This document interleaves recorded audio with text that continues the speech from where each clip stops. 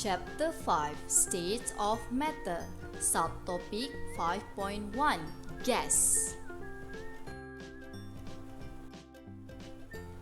For subtopic 5.1, we focus on kinetic molecular theory, postulate or assumption, and the three gases law here: Boyle's law, Charles' law, and Avogadro's law. Kinetic molecular theory of gases. We have 5 basic assumptions of kinetic molecular theory of gases. The first one, we have gas particles are in constant and random motion.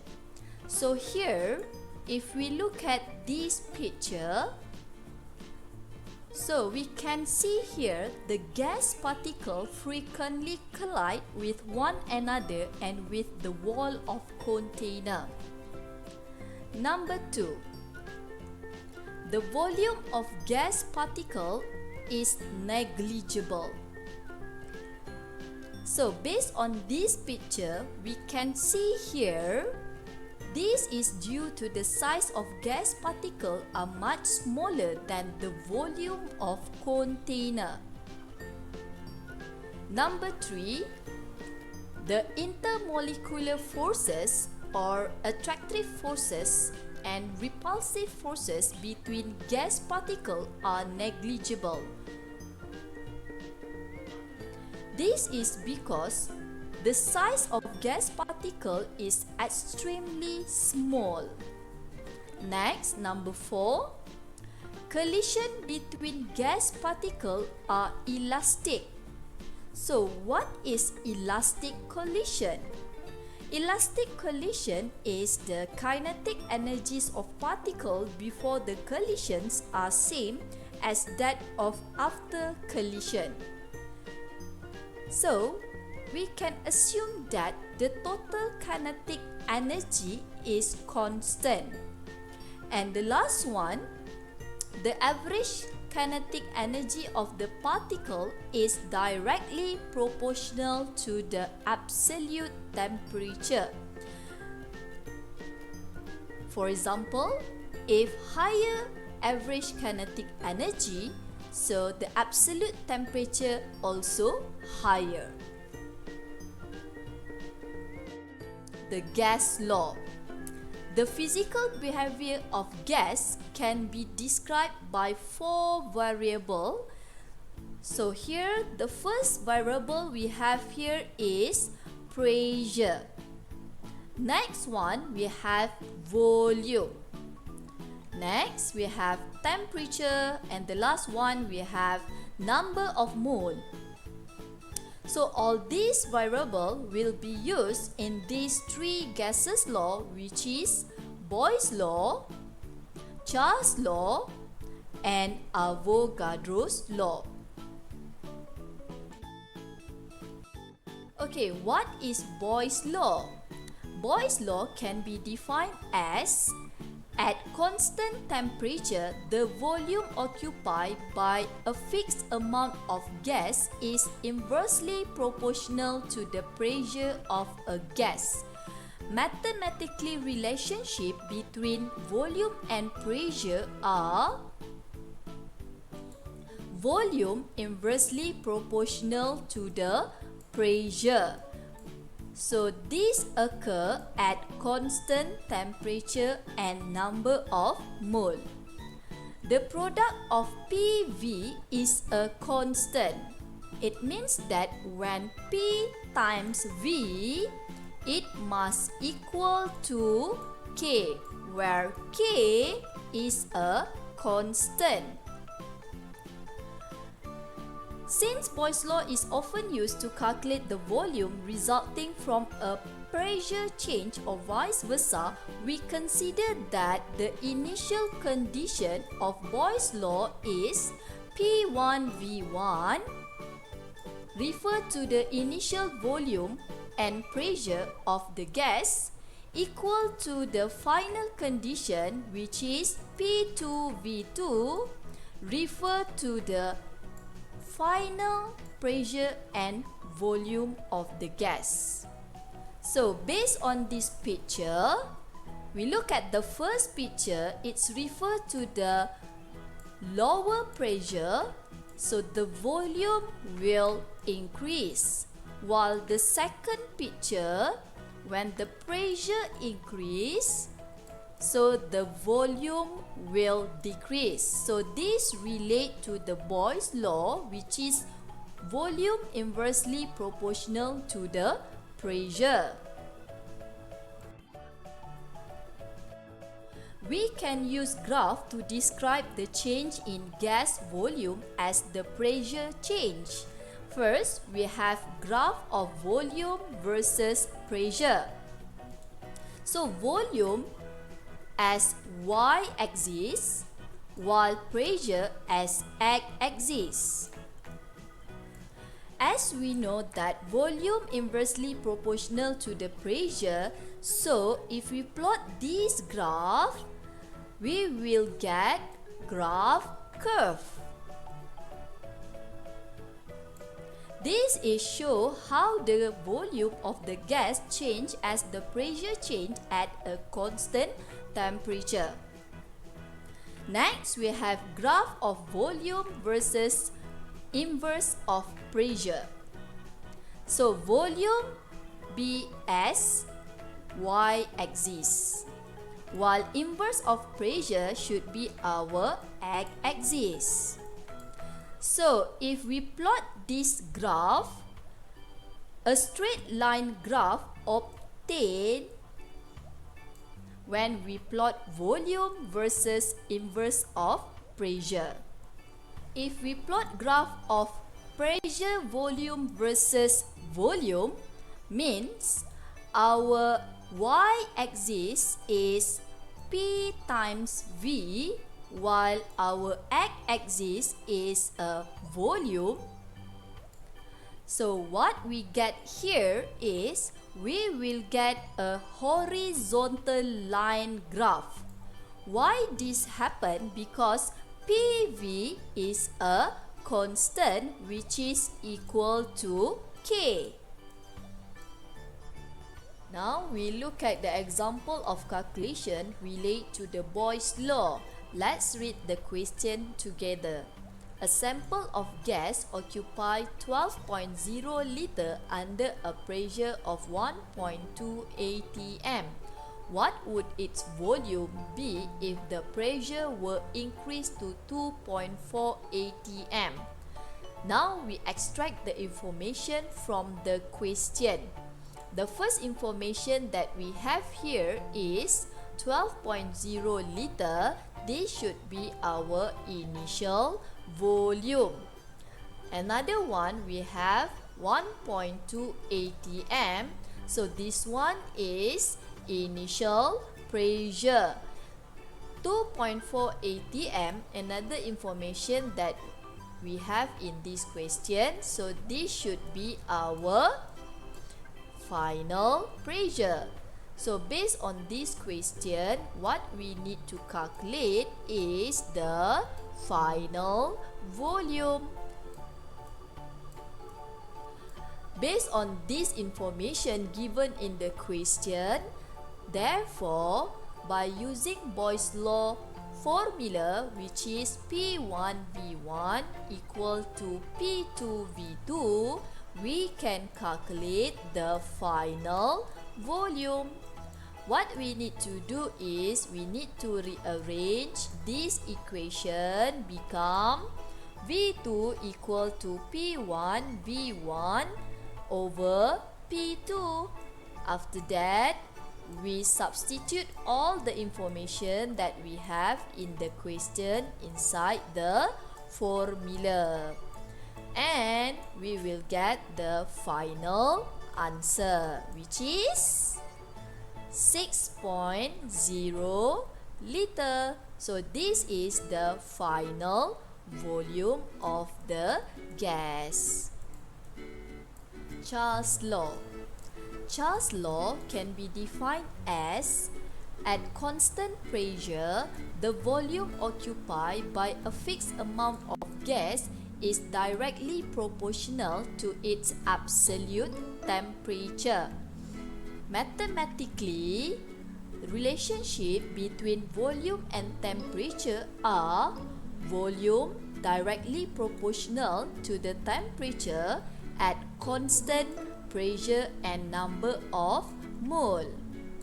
If we write volume over temperature, it should be equal to K, which is K is a constant.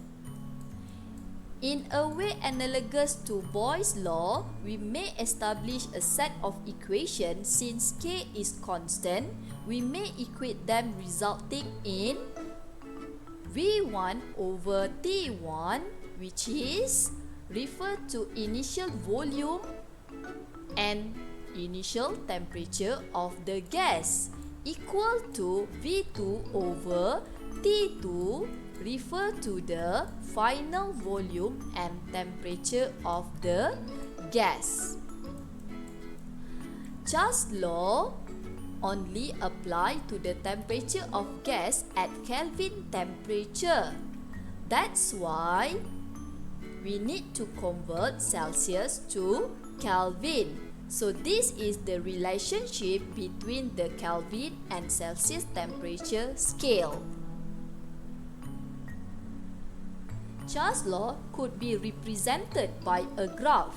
Okay, the first one, graph of volume versus temperature in Kelvin. So volume as y-axis while temperature in Kelvin as x-axis. The graph shows how the volume change as its temperature change if pressure does not change. So the straight line reflects the direct proportionality between the volume and the temperature. The next graph is volume versus temperature in Celsius. Volume as y-axis while temperature in Celsius in x-axis. The straight line graph also produced. But if the straight line are extrapolated to the temperature at which the gas would have a zero volume, the line intersects the temperature axis at negative 273.15 degrees Celsius, which is this is the absolute zero.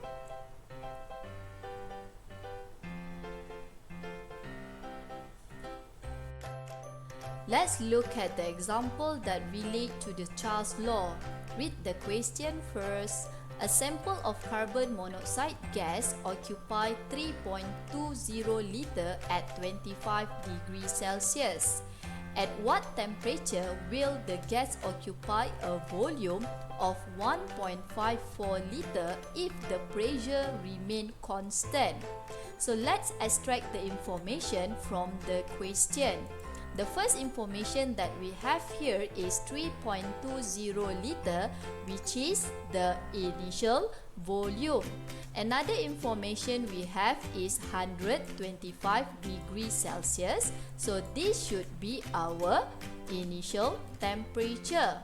So another information that we have is 1.54 liter. So this is the final volume. So based on this question, we need to calculate the final temperature. Based on this information we have, we know that we need to use Charles' law equation. So Charles' law equation is V1 over T1 equal to V2 over T2. But remember guys, the temperature here should be in Kelvin. So what we need to do first with 125 degrees Celsius? Yes, we need to add 273.15 and then we will get the temperature in Kelvin. Okay. Next, we rearrange the equation here become T2 equal to V2 times T1 over V1. And then you substitute all the value inside this formula and you will get the final answer is 192 Kelvin. So this is your final temperature. Avogadro's law. Avogadro's law can be defined as at constant pressure and temperature, the volume of a gas is directly proportional to the number of mole of the gas present. Mathematically, the relationship between volume and the number of mole of a gas can be written as volume directly proportional to the number of mole of a gas at constant pressure and temperature. If we write volume over number of mole, it must equal to the K, which is K is a constant. A relationship comparing initial and final conditions similar to Boyle's law and Charles' law may be derived as V1 over N1, which is refer to the initial volume and number of mole of a gas, equal to V2 over N2, refer to the final volume and number of mole of a gas. Graph based on Avogadro's law, which is graph of volume versus number of mole. Volume as y-axis while number of mole as x-axis. When we plot graph volume versus number of mole, the straight line graph reflect the direct proportionality between the volume and the number of mole.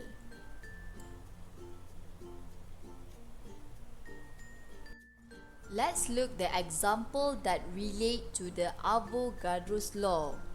Read the question first. Nitrogen and oxygen gases react to form ammonia gas in the reaction. So this is the balancing equation involved in the reaction. If 500 ml of nitrogen at 1 atm and 25 degrees Celsius were available for reaction, what volume in liter of hydrogen at the temperature and pressure would require in the reaction? So, we extract the information first from the question. The first information that we have here is 500 ml of nitrogen gas. So this should be our initial volume. So from the balancing equation, we can get the number of mole of nitrogen and the number of mole of hydrogen. So from equation, we know that we have 1 mole of the nitrogen. So we can classify as N1. While 3 mole of hydrogen we can classify as N2. And then based on this information, we know that the formula that we need to use is Avogadro's law, which is the formula is V1 over N1 equal to V2 over N2. And then we rearrange this formula become V2 equal to V1 times N2 over N1. After that, you substitute all the information in this formula. So, you will get the answer in milliliter first, which is, the answer is 1500 milliliter. So, read the question again. The question asks you to calculate the volume of hydrogen in liter. So, we need to convert the milliliter in liter. So 1500 milliliter convert to liter become 1.5 liter. So this is the final volume that needed in the question.